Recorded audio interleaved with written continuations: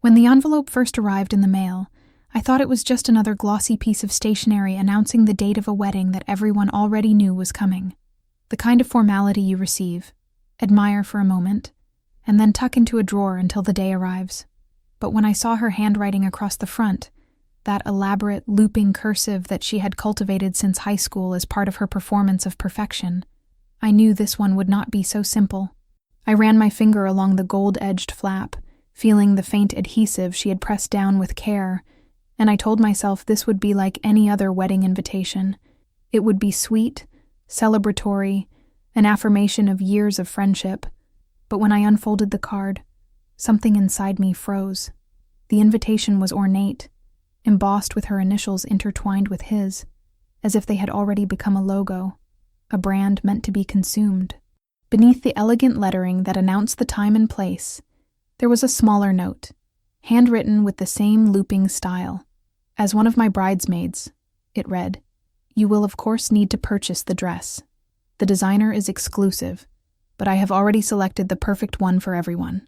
The price is $2,300. Please confirm by next week." There it was. Not a request, not a conversation, not even the pretense of choice. Just a declaration, like an order given by someone who had long forgotten what it meant to consider the circumstances of others. I sat there staring at the number. 2,300. The digits blurred in my mind as I thought about my rent, my student loan payment, the repairs my car still needed.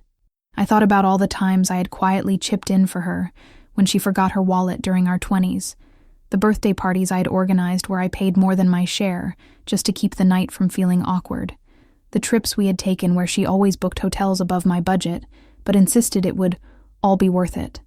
Each memory layered itself against that number like bricks in a wall of resentment I had never allowed myself to build before. Now the wall was unavoidable. I told myself to breathe, to not overreact, that this was just another of her many indulgences. But beneath that calm surface, there was something else stirring. It wasn't just about the dress. It was about everything that dress represented. Her endless hunger for status, the way she used people like props, the way she assumed we existed to orbit her life like satellites.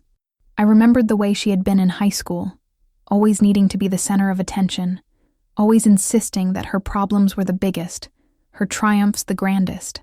I had tolerated it for years, excused it as personality, laughed along with her little demands. But this was not just her flair for drama. This was an insult wrapped in satin and silk, tied with a bow of entitlement. When I texted her later that evening to congratulate her again and subtly bring up the cost, she responded instantly, as if waiting to pounce. "The dress is $2,300, she wrote back. "If you can't afford it, don't be in my wedding." No hesitation, no empathy, no attempt to soften the blow. Just a clean strike of arrogance, the kind of sentence that sliced through years of friendship like a knife through fabric. I read the message again and again, my hands trembling not from sadness, but from something sharper, clarity. There was no misunderstanding her. She had laid out her worldview plainly. You either play by her rules and prove your loyalty with money, or you don't belong. I could have argued. I could have explained the obvious, that not everyone has that kind of money lying around, that friendships aren't measured in dollar signs, that she was asking something grotesque, but I didn't. Instead, I smiled, a private smile that she would never see, and I put my phone down. I didn't respond with anger, and I didn't beg for understanding. I let her words hang there in the digital silence, knowing they revealed more about her than about me. Somewhere inside, a part of me had already shifted. The weight of years of patience, of bending to her expectations, of pretending I was comfortable when I wasn't. It all lifted with that one sentence. When I closed my eyes that night, the invitation still sat on my desk, the dress requirement practically glowing in the lamplight. I realized then that this would not just be another wedding. This would be something else entirely. I didn't know yet what shape it would take, but I knew one thing for certain. I would not be humiliated. I would not be reduced to a price tag. She thought she had written the script of this story, but she had forgotten that I could rewrite my part. The stage was hers, yes, but she had overlooked the fact that an audience can always turn, and sometimes The quietest person in the room holds the most devastating lines. So I tucked the invitation back into its envelope, slid it into the drawer, and walked away from my desk with a calmness that surprised even me. The decision had already been made, though no one knew it yet. She believed I would either submit or step aside. She had no idea that I was capable of a third option, one that would make her words echo back at her in ways she could not yet imagine. And as I drifted into sleep, her sentence played again in my mind like a refrain. The dress is $2,300. If you can't afford it, don't be in my wedding. Each repetition sharpened my resolve until it no longer sounded like an ultimatum, but like the opening line of a story she would one day regret ever beginning. In the days that followed, I carried the invitation like a quiet burden, not in my hands, but inside my thoughts, its presence shaping every moment of my routine. The morning coffee tasted different when I thought about the number 2,300, the bitter edge of the brew reminding me of the bitter edge of her message. At work, as I moved through spreadsheets and endless tasks, my mind drifted to memories I had once stored carefully, memories of every small sacrifice I had made in the name of friendship.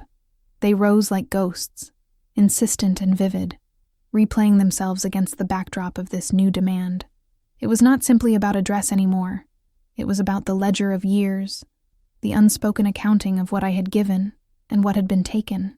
I remembered the birthday she had forgotten mine, but expected a week-long celebration for hers, complete with surprise dinners she orchestrated for herself, and bills split unevenly, her share always lighter because she had accidentally left her card at home. I remembered the trip to Miami she insisted we take during college, when she booked a suite I could not afford, then looked at me with faux innocence when the hotel clerk asked for both our cards. I remembered the countless nights I had been the one to listen when she cried over breakups or disappointments, when she expected my loyalty to come without conditions, without limits, without ever being reciprocated. Each memory was not a single wound, but a thread, and now, pulled together, they wove a tapestry of betrayal that stretched further than the dress itself. Yet I had never confronted her, never voiced the frustration, because I had told myself this was what friendship meant. That patience was noble. That sacrifice was what tied bonds together. But her words in that text had unraveled the illusion. If you can't afford it, don't be in my wedding. The brutality of it had stripped away every excuse I had made for her, exposing the truth that she had never seen me as an equal. I was a supporting character in her drama, valuable when I served the story, dispensable when I did not. And for the first time, I allowed myself to feel the full weight of that realization without pushing it away.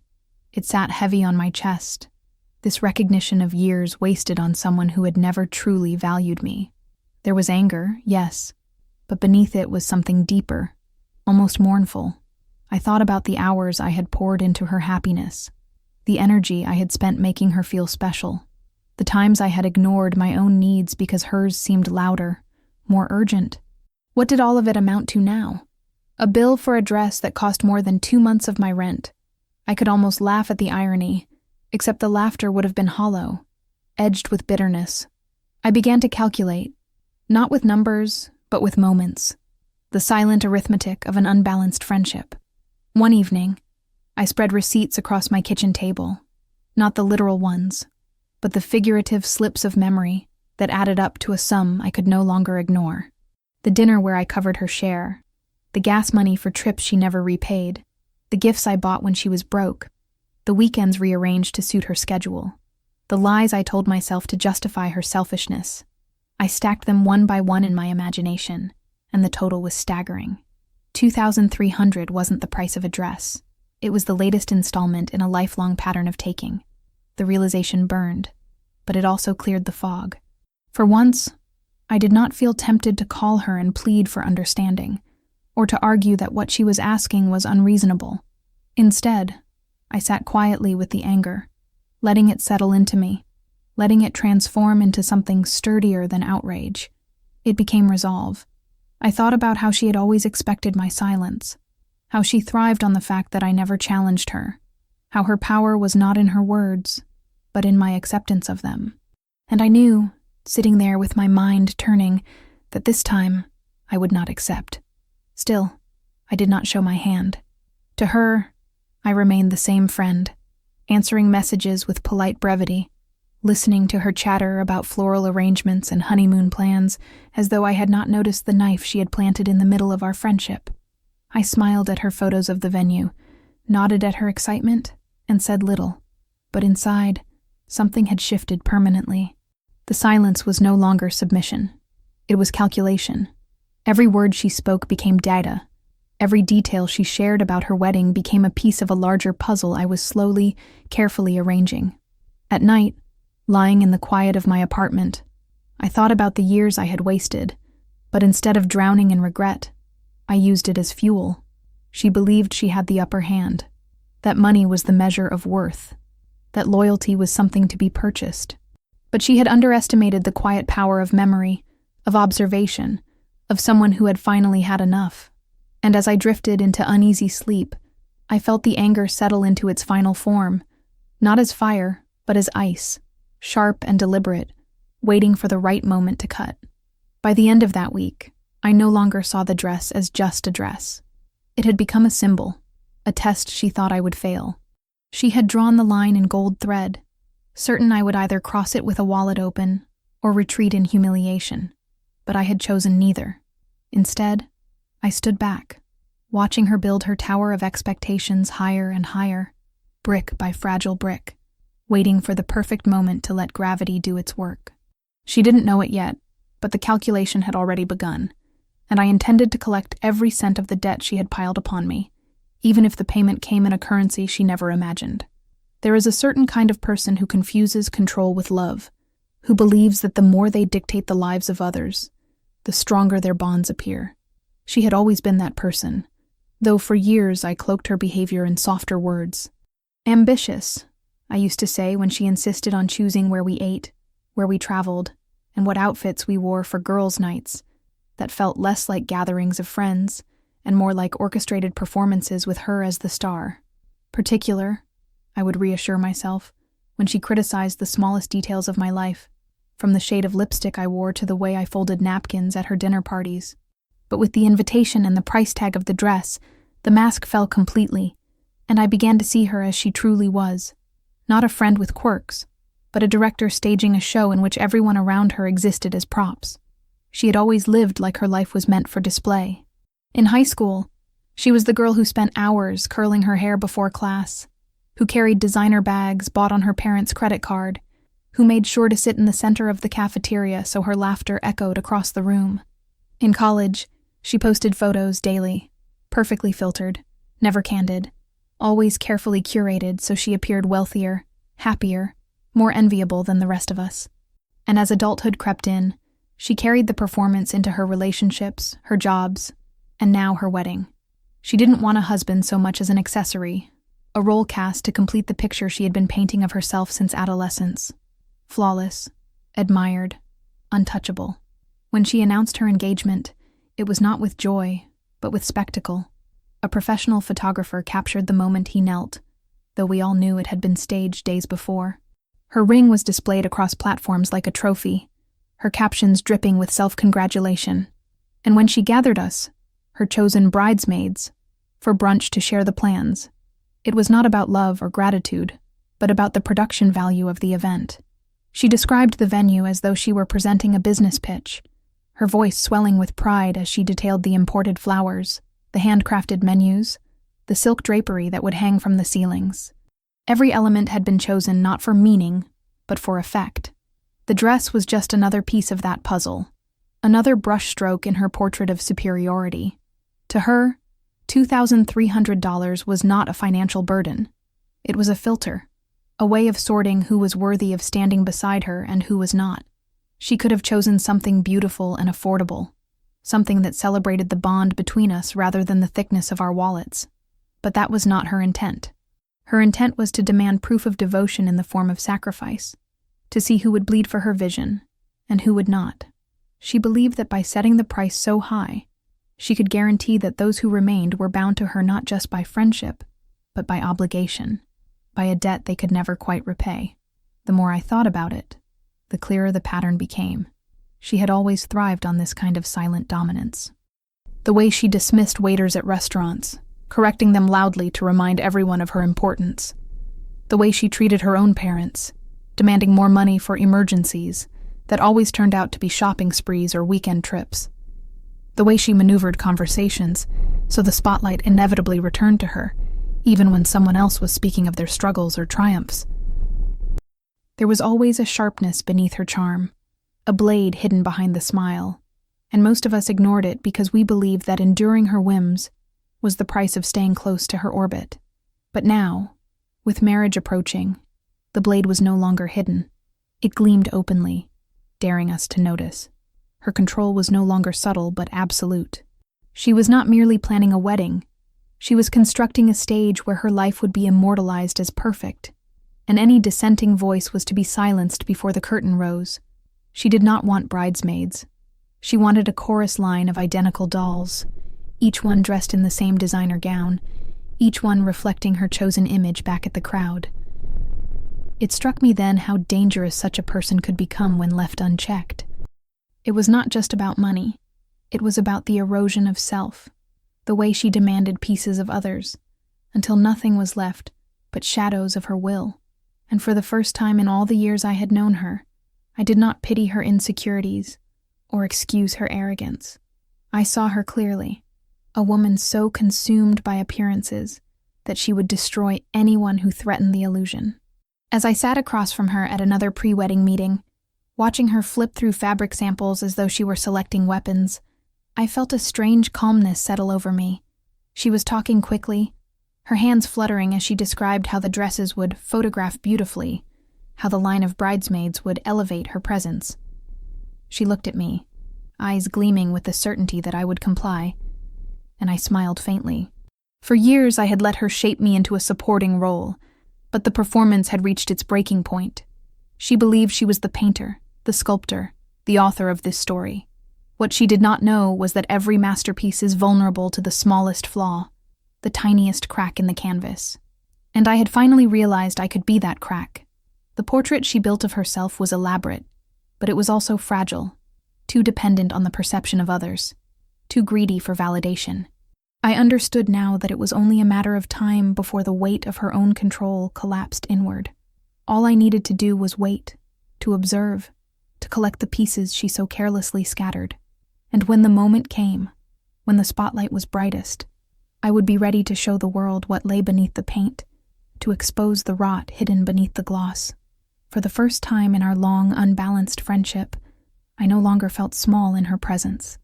I felt powerful, not because I wanted to dominate her, but because I finally understood that she had handed me the script of her downfall herself. All I had to do was read the lines when the curtain rose. The day I finally admitted to myself that I would not, under any circumstance, bend to her demand was not marked by fireworks or grand proclamations. It was quiet, like the stillness of water before a storm. I sat alone at my kitchen table, the invitation still tucked into the drawer beside me, and I thought of every version of myself that had existed over the years of our friendship. The version who excused her arrogance as confidence, the version who laughed away her insults as jokes, the version who carried her burdens when she had none to spare for mine. Each of those selves had allowed her to believe that my silence was weakness, that my loyalty was infinite, that my capacity to forgive was inexhaustible. But as I stared at the faint scratches in the wood grain beneath my fingertips, I knew those selves had died the moment she put a price tag on my presence. There was no anger in the decision, no tears or desperate words to friends who might have comforted me. There was only a coldness, an unclenching inside my chest, the kind that comes not when you lose something, but when you finally recognize it was never yours to begin with. She had never been a true friend, not in the sense that mattered. What she had been was a parasite of image and ego, feeding off the energy of those around her to sustain her carefully crafted illusion, and I had been her willing host for too long.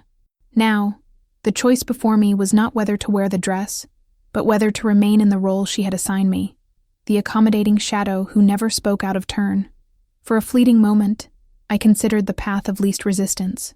I could have withdrawn quietly, declined the role, told her politely that the cost was beyond me, and wished her happiness from afar.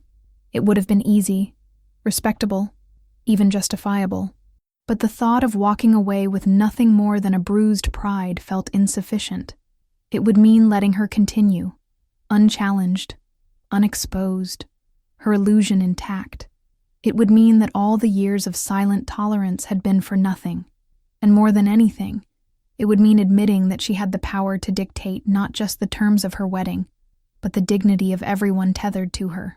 So instead of shrinking, I chose something else. I chose not to be her victim, not to let her arrogance be the final word.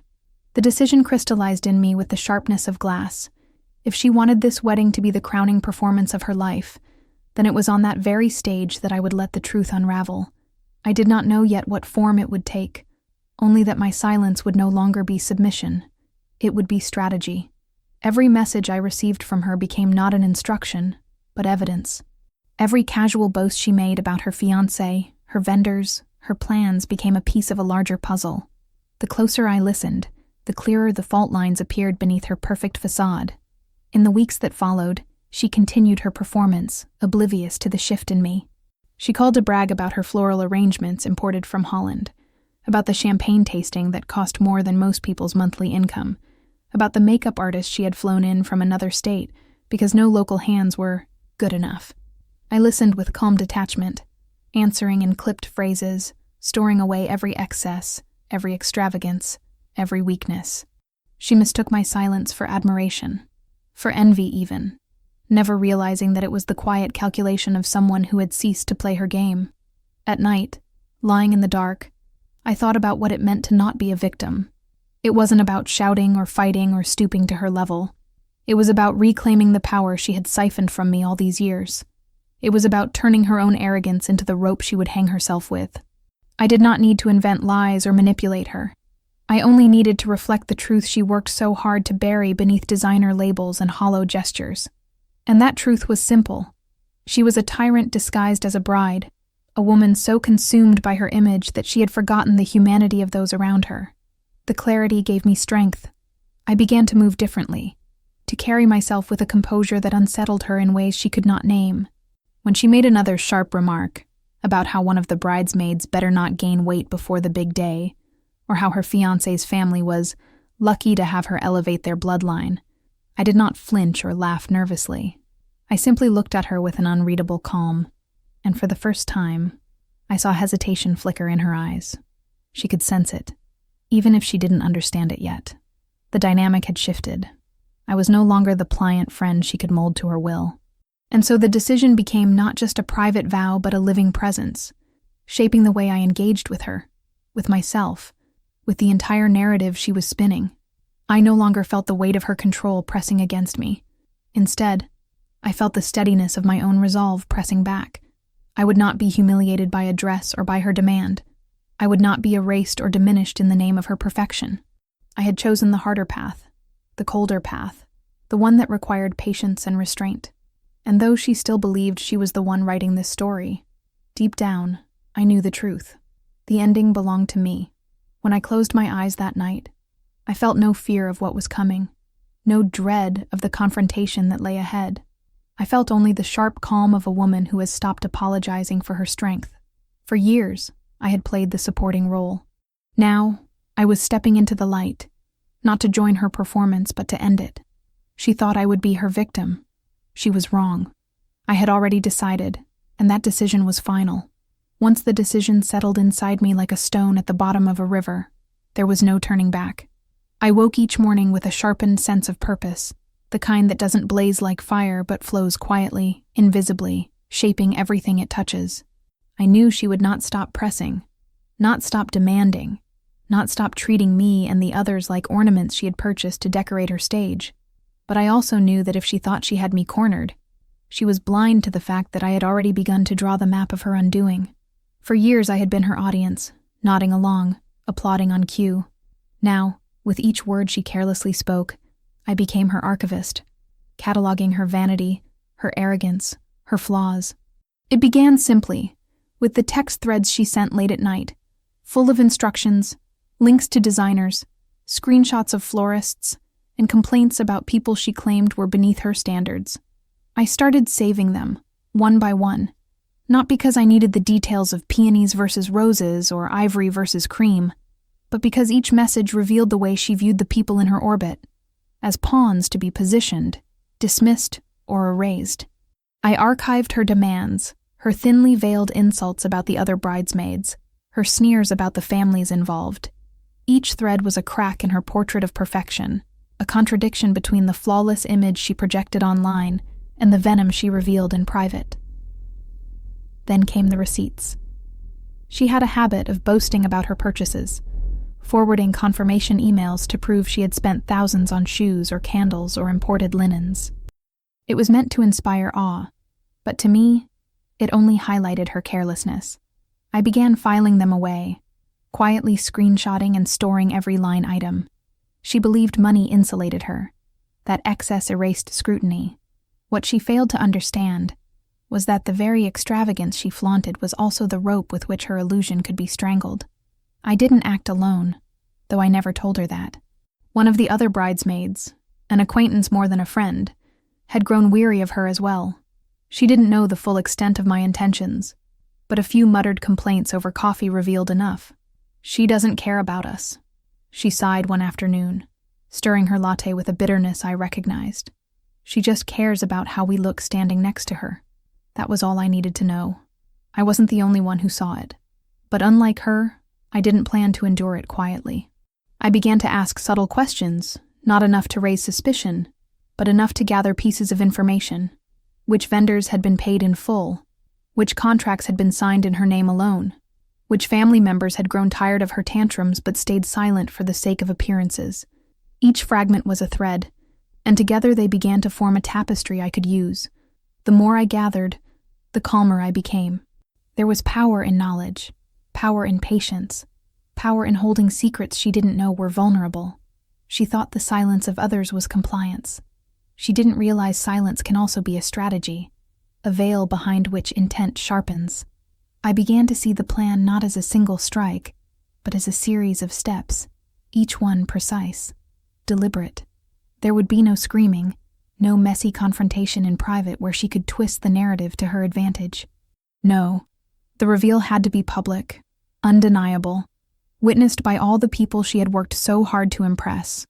If her life was a stage, then her downfall would be a performance, one she had unknowingly rehearsed for years. The idea of exposure did not thrill me with vengeance in the way one might expect. It was not about humiliating her for sport, nor about clawing back the dignity she had tried to strip from me. It was about balance, about letting the truth breathe in a space where she had suffocated everyone with her lies. She had always claimed control, always dictated the terms, always stood with her chin raised as if no one could touch her.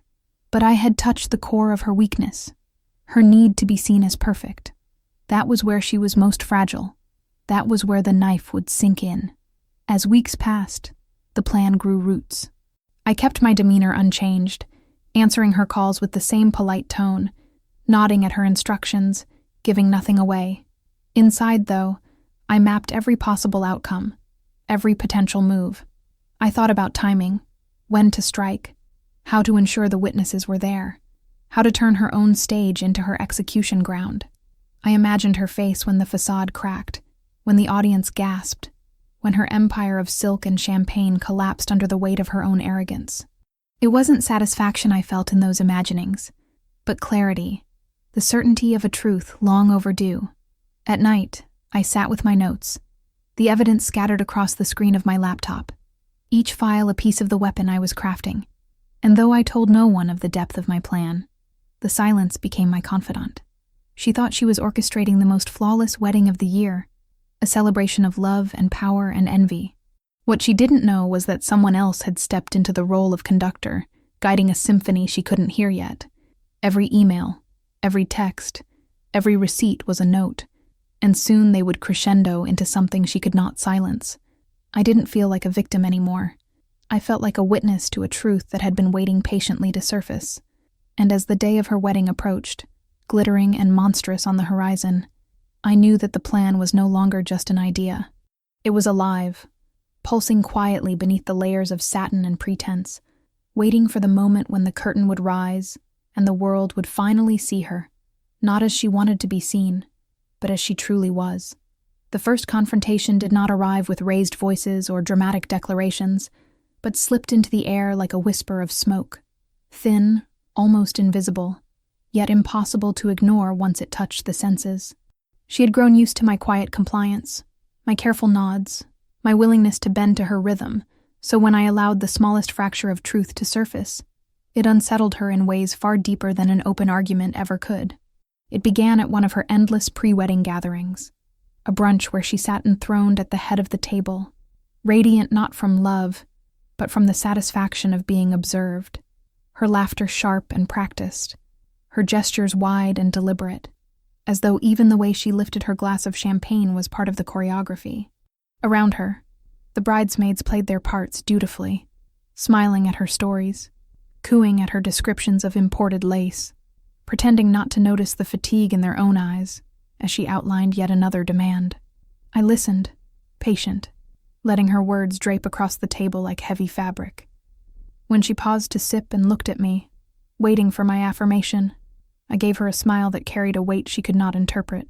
"It must be exhausting," I murmured softly. Not an accusation, but an observation, to keep everything so perfectly under control. The sentence seemed harmless, almost sympathetic, but I watched the way her fingers tightened slightly around the stem of her glass, the flicker in her eyes that betrayed the question she dared not voice. What exactly did I mean? She brushed it off with a laugh, louder than necessary, pivoting back to her monologue about how the florist had tried to suggest cheaper arrangements, and how she had corrected him with a firmness she wanted us all to admire. But the tension lingered, small, sharp, buried beneath her words like a shard of glass beneath silk. She had heard something in my tone, something that made her wonder how much I knew, how much I noticed. For the first time, she could not quite read me, and that not knowing unsettled her more than any outright refusal could have. Over the following days, I allowed more of those subtle cracks to slip through. When she texted me to confirm I had spoken to the seamstress about adjustments, I replied simply, "I have everything I need." She could not know whether I meant measurements or something else entirely. When she bragged about the exclusivity of the venue, I remarked that exclusive places often had exclusive vulnerabilities, and left it at that, watching as her reply came slower than usual, shorter, less certain. I never accused, never argued. I only left traces, faint enough to be deniable, but sharp enough to remind her that perhaps she was not as untouchable as she believed. The brilliance of such disguised confrontations is not in the words themselves, but in the silence they create. She began to fill that silence with questions of her own, unspoken but evident in her hurried messages, in her sudden check-ins at odd hours, in her restless attempts to reassure herself that everything was unfolding as planned. Yet the more she sought control, the more her edges frayed. I saw it in her eyes when we met in person. The flicker of suspicion, the quick glances, the small hesitations in her speech. She did not know what I held, but she knew I held something, and that knowing gnawed at her. One evening, as she rattled off yet another list of tasks, I interrupted gently, my voice calm, steady. "You've built something beautiful," I said, tilting my head as though admiring the structure of her ambition. "But you must know beauty can be fragile when it rests too heavily on appearances." She froze for just a fraction of a second, then smiled tightly, her lips pressed so hard together the curve looked brittle. "Not mine," she replied, her voice like glass about to crack. But the seed had been planted, and she knew it. I walked away from that evening with a strange satisfaction, not the glee of winning a battle, but the quiet certainty of shifting the ground beneath her feet. She still believed she was in control, still believed her demands and her money and her rehearsed charm would carry her through. But deep inside, she had begun to sense the presence of a force she could not define, an invisible current pulling at the edges of her perfect facade. I did not need to strike yet. It was enough that she felt the tremor.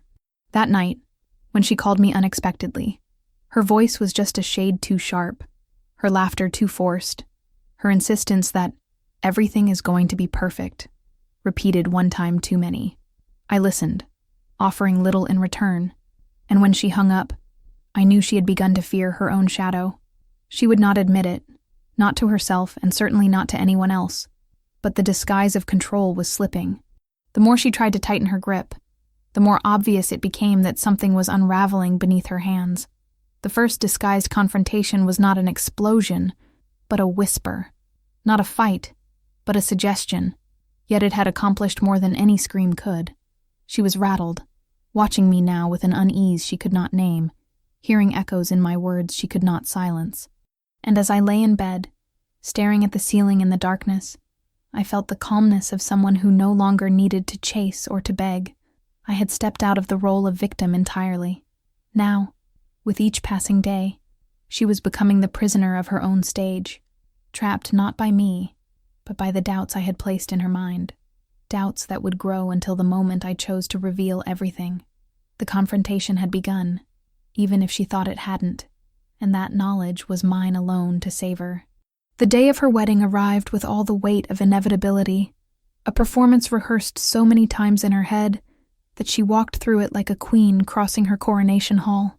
From the moment I stepped into the venue, I could feel the current of her control vibrating in every corner.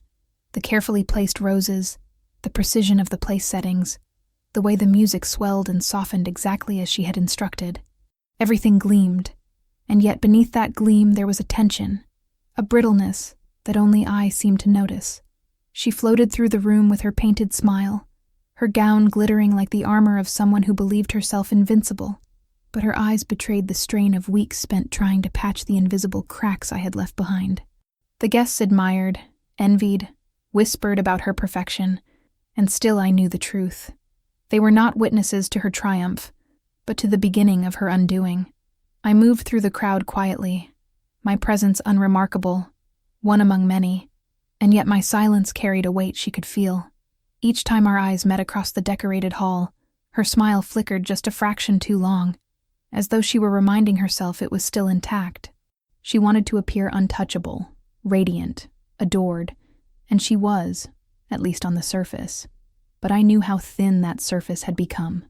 Every flower arrangement, every imported champagne bottle, every staged laugh was a fragile prop, and the stage she had built so proudly was about to betray her. The moment came not with fanfare but with timing, precise and merciless. The officiant had spoken, the vows had been exchanged, the applause had swelled like thunder across the hall. She stood basking in it, her hand raised high with her new husband's, the image she had always dreamed of immortalized in 100 cameras. And then, as the reception shifted into its rhythm of speeches and toasts, I played the note I had been saving. The screen that hung in the corner of the hall, meant for the slideshow of their engagement photos, flickered with the gentle insistence of technology, and for a moment no one noticed. But as the images shifted, the room's attention began to lean toward it, curiosity rising like a tide. At first, it was harmless. A few photos of her ring, the brunches, the rehearsals she had curated. But then, layered among them, appeared the screenshots she had never meant for anyone else to see. Her messages to me, to others, demanding compliance, mocking her own bridesmaids, belittling her fiancé's family, boasting about extravagances that now, in the light of so many witnesses, sounded grotesque. Each slide was a mirror held against her carefully polished face, and with every line that flashed across the screen, the illusion she had spent years cultivating fractured further. The silence that fell across the hall was not the silence of awe, but of dismay, of recognition. Guests shifted uncomfortably in their seats, whispers sharp and unkind, eyes darting toward her with the cold curiosity of those who realize the mask has slipped. She stood frozen, her hand still clasping her husband's, her smile cracking at the edges. For a brief moment she tried to laugh, to wave it off as some cruel mistake, but the words she had written were undeniable, her own voice projected in text for all to read. If they can't afford it, they don't belong. I'll look perfect no matter how they look next to me. His family is lucky I'm elevating their bloodline. The phrases fell like stones, heavy and merciless, and the audience no longer saw a bride but a tyrant exposed in the brightest light. Her fiancé, now her husband, pulled his hand away first. That tiny gesture was louder than any gasp. The tension in the air tightened, snapping like a cord, and suddenly the whispers became voices, questions, accusations murmured from family to family. The spectacle she had dreamed of had turned, not into her coronation but her trial, and every witness was both juror and executioner. I did not stand or point or speak. I did not need to. My silence was louder than her protests, my calmness steadier than her frantic attempts to regain control. She turned in circles, searching for someone to defend her, to explain, to blame, but no one moved. Even her closest allies avoided her gaze, unwilling to share the weight of her collapse. For once she was alone in the spotlight she had so desperately claimed, and it burned her instead of illuminating her. As she stumbled over excuses, her husband's family began to withdraw, faces hardened with disgust. Friends who had once laughed along with her arrogance now whispered their own stories, emboldened by the proof before them. Every illusion of superiority dissolved in that room, every thread of her performance unraveling at once. It was not just the exposure of her cruelty, but the implosion of the identity she had built. I stood near the back, watching, and for the first time in years, I felt no weight, no obligation, no shadow of her control. The performance was over, and she had destroyed herself with her own words, her own vanity, her own need to be adored at any cost. The grand spectacle she had planned had indeed come to pass, but it was not the triumph she had envisioned. It was the revelation of truth in its purest, cruelest form, and I, the quiet figure she had dismissed as insignificant, had orchestrated it with nothing more than patience, precision, and silence. When I left the hall that evening, the echoes of her protests still lingering in the air, I did not look back. I didn't need to. The curtain had risen. The audience had seen. And the story she had written for herself had ended not with applause but with judgment. And for the first time in a long time, I felt free. Not because I had won, but because I had finally chosen not to play the part she had assigned me. What followed in the wake of the public reveal was not the fiery explosion of anger one might expect, but a slower, more corrosive collapse, like a structure whose foundation has been eaten away by years of rot, finally giving in to its own weight. She stood in the middle of the hall as the whispers grew into an unignorable chorus. The laughter of 100 cameras turned into the silent judgment of faces she had once been desperate to impress.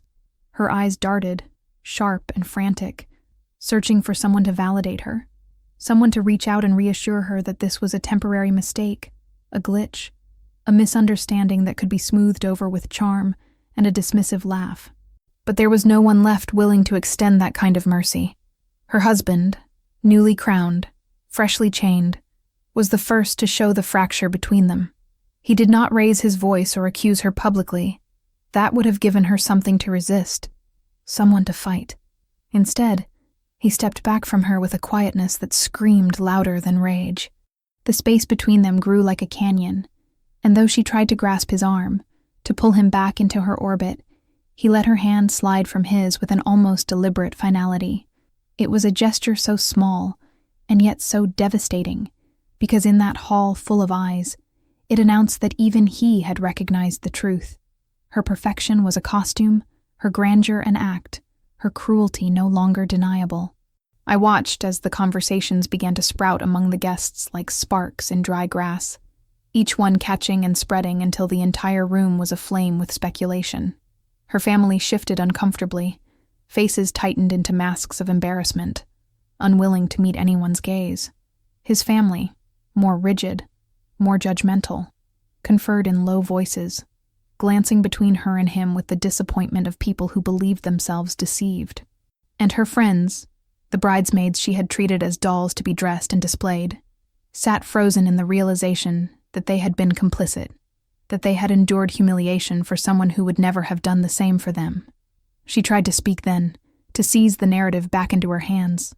"This is fake," she insisted, her voice pitched too high, trembling not from grief, but from desperation. "Someone is trying to ruin this day, to ruin me." But her words faltered against the weight of the evidence, the undeniable tone of her own arrogance projected on the screen, the proof that this was not sabotage but revelation. Every sentence she spoke only deepened the silence around her, because everyone knew that denial was not enough to erase what they had seen. Her anger turned quickly, not outward, but inward, toward the man she had claimed as her prize. "You believe this?" she demanded, her voice sharp, desperate, directed at him as though he alone could rescue her if he would only play his part. But he did not move, did not speak, and in his stillness lay the cruelest judgment of all. Without him, her show had no anchor, no partner to share the spotlight, no illusion of balance. She was a bride without a groom, a queen without a court, standing alone on a stage that had collapsed beneath her. It was then that the implosion began in earnest. Her carefully chosen allies, the vendors she had treated like servants, the family she had manipulated into paying for her extravagance, all began to distance themselves, quietly, politely, but unmistakably. The smiles disappeared, the admiration evaporated, and in its place grew only pity and disdain. Even her bridesmaids, bound by obligation and fear for so long, began to murmur among themselves, shifting their chairs away from her as though physical distance could free them from the embarrassment of having ever been associated with her reign. I stood back and watched the unraveling with the calmness of someone who had already played her part and no longer needed to interfere. She was destroying herself with each frantic denial, each wild accusation, each trembling attempt to regain control. The more she spoke, the less anyone listened, until her words were swallowed by the dull roar of guests who had moved on to discussing what would happen next. She was no longer the bride, no longer the center of attention, no longer the star.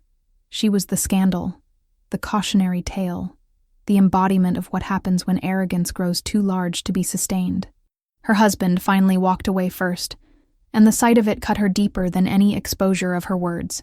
He didn't announce his departure, didn't slam a door or raise a hand. He simply stepped away, his family following behind him, leaving her stranded in the very hall she had curated for her perfect moment. The sound of his absence was louder than any accusation could have been. The guests followed soon after, drifting away in clusters, murmuring their judgments, shaking their heads at the extravagance, the cruelty, the foolishness. By the time the lights dimmed and the music faltered into silence, she was standing nearly alone in the ruins of her own spectacle. I did not need to deliver the final blow. She had done it herself, through years of arrogance, through the cruelty of her own words, through the fragility of her obsession with image. What remained was not rage or triumph, but emptiness, a hollow echo of a woman who had once believed herself invincible. The implosion was not sudden, but total, a collapse from within, leaving her with nothing but the dust of her broken stage and the silence of those who no longer cared to listen. And as I slipped away into the night, the echoes of her unraveling still hanging in the air, I realized something simple but undeniable. I had not destroyed her. I had only held up the mirror. She had shattered at the sight of herself. In the weeks after the wedding that never truly became a wedding, the echoes of that night did not fade. They multiplied, traveling from one whispering mouth to another, until her name became synonymous not with elegance but with humiliation. What had once been admiration turned into gossip, then into scorn, then into the kind of silence reserved for those who are no longer worth mentioning. She had built her identity on the fragile scaffolding of image, money, and control, and once that scaffolding collapsed in front of everyone, the consequences grew like cracks in ice, starting small but spreading quickly, unstoppable. The first loss was financial, swift and merciless. The invoices from vendors she had berated began arriving in her inbox, each one stamped with words she could no longer ignore. Due immediately. For years, she had managed her debts by pushing them onto others, leaning on her parents, her fiancé, her friends, always confident that someone would absorb the weight of her extravagance. But after the spectacle of the reception, no one wanted to be her shield. Her parents, humiliated by the exposure of her cruelty, cut the credit cards they had once given her for emergencies. Her husband's family, once prepared to absorb her into their wealth, withdrew every offer, every promise, leaving her stranded without the safety net she had assumed would always be there. And the vendors, no longer afraid of losing her connections, demanded payment in full. The numbers stacked like bricks against her chest. 26,000 here, 10,000 there, deposits lost, balances called in. What she had once spent with reckless pride now returned like a ghost demanding restitution. Then came the professional unraveling. She had cultivated an image of sophistication at her job, parading her wedding plans in front of colleagues, reminding everyone of her supposed refinement. But whispers spread quickly, and soon her managers and peers were murmuring about the public spectacle, about the screenshots projected across the hall, about the arrogance that had finally caught up with her. Clients pulled back, unwilling to be associated with someone who had become a caricature of entitlement.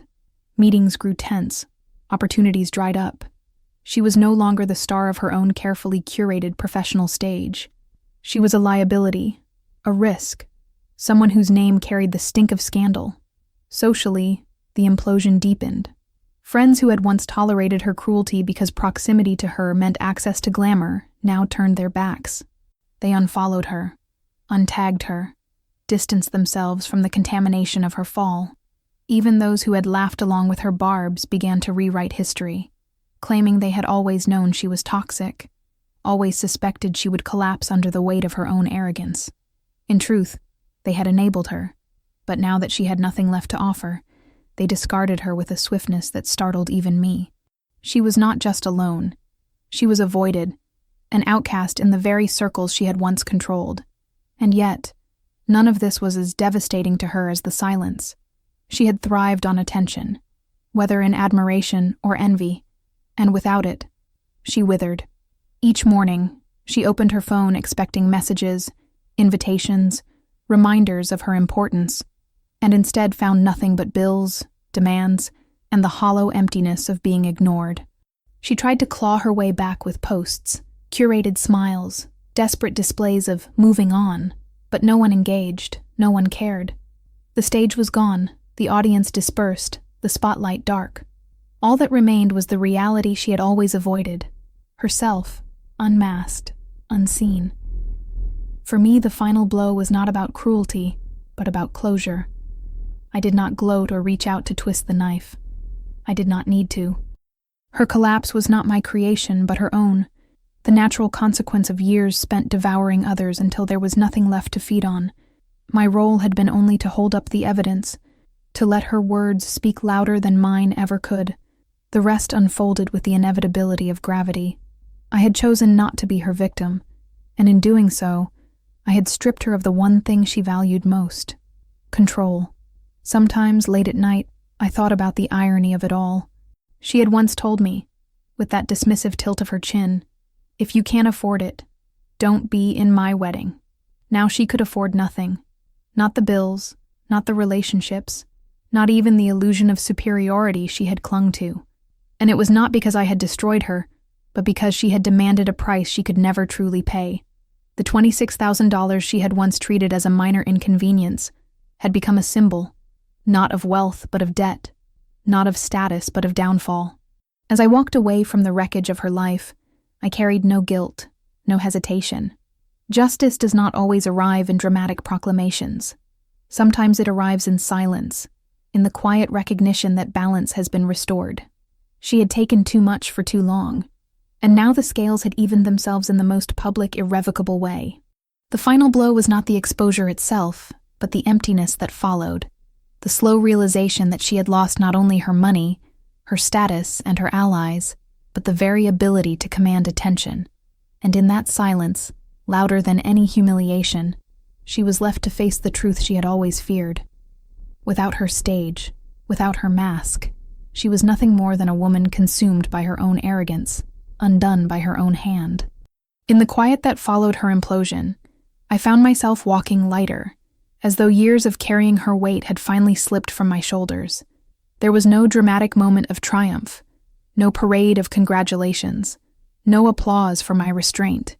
Instead, what I felt was something subtler, steadier, the peace of knowing that I had refused to be diminished, that I had chosen not to play her game, and in doing so had written my own ending. For so long I had been defined in her orbit, my choices bent around her demands, my silence interpreted as weakness, my loyalty mistaken for servitude. But standing apart now, far from the shattered pieces of her carefully curated kingdom, I realized that her downfall had never really been the center of my story. The center was me, my decision, my clarity, my refusal to be consumed by her anymore. The days moved forward, ordinary and calm, and yet each small task felt newly my own. I woke without the buzzing of her messages in my ear, without the anxiety of her expectations shadowing me. I poured coffee in the morning and tasted freedom in its bitterness, walked to work with a rhythm that was mine alone, returned home without the exhaustion of having to rehearse my reactions for her approval. For the first time in years, my life was not about maintaining her illusion, but about rediscovering my own voice, one that had grown quiet under the pressure of her stage, but had never truly disappeared. I thought often about the symbolism of that dress, the $2,300 she had tried to chain me with, the price tag she believed would prove devotion. In the end, it had proved nothing but her arrogance, her blindness to the humanity of those she treated as pawns. That dress had never touched my skin, never drained my bank account, never humiliated me the way she had hoped it would.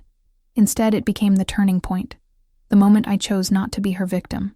And the irony that followed, the $26,100 that drained her, that marked her as careless and exposed, was not my victory, but the universe's quiet answer to her cruelty. It was as if the scales of justice had tipped themselves, leaving me free to step aside while she drowned in the debt of her own making. People asked me later what had happened between us. Some had been at the wedding and witnessed the spectacle firsthand. Others had only heard whispers, the fragments of gossip that spread like cracks across glass. I never gave them details. I smiled, deflecting with a calmness that confused them. We grew apart, I would say, and in that simple truth there was a deeper meaning they could never guess. It wasn't my place to feed the fire of her humiliation, not anymore. Her collapse spoke for itself, louder and longer than anything I could ever add. I didn't need to destroy her reputation. She had done it alone. My silence was my dignity, my refusal to participate in her chaos a kind of quiet revenge, far more lasting than public scorn. What I carried forward was not bitterness, but clarity. I understood now that strength is not always in the loudest voice, not in the fiercest confrontation, but in the ability to choose your ground and stand upon it without wavering. I had chosen mine when I refused to be humiliated, when I turned her demand into the seed of her own undoing. And in that choice, I had not only ended her reign over me, but also reclaimed myself. The girl who had once accepted her insults, who had excused her arrogance, who had bent under her weight, she no longer existed. What remained was a woman sharpened by betrayal, but not defined by it, freed by truth, but not consumed by vengeance. There were moments, fleeting and rare, when I thought of her, alone in the silence she had once filled with applause, struggling against the emptiness that followed, when no one wanted to watch her performance anymore. But I did not linger on those thoughts. They belonged to her, not to me. My story was not about her fall, but about my rise, not about her emptiness, but about the space I had finally carved for myself in the absence of her demands. As the seasons turned and months passed, I felt the world grow wide again. There was no longer a stage I was forced to stand upon, no script I was expected to read from. I began to explore paths I had once postponed, friendships I had neglected, dreams I had silenced in the chaos of serving her illusions. Each step forward was not dramatic, but deliberate, steady, grounded. I did not need to rush toward a new identity. I only needed to walk fully in my own. Looking back now, I see her demand for that dress not as a curse, but as a gift, though she would never understand it that way. It was the moment she revealed herself fully, the moment she handed me the clarity I had been too blind to claim for myself. And in refusing her, in standing quietly but firmly against her arrogance, I found the beginning of my new life. I was not the woman who wore her dress. I was not the bridesmaid who bent to her will. I was not the victim of her cruelty. I was the woman who chose differently, who walked away, who watched her collapse without needing to push. And in the silence that followed, I was reborn, not in revenge but in freedom, not in bitterness but in strength. The stage was gone, the spotlight extinguished, the performance ended, and all that remained was me, whole, unbound, and finally, unafraid.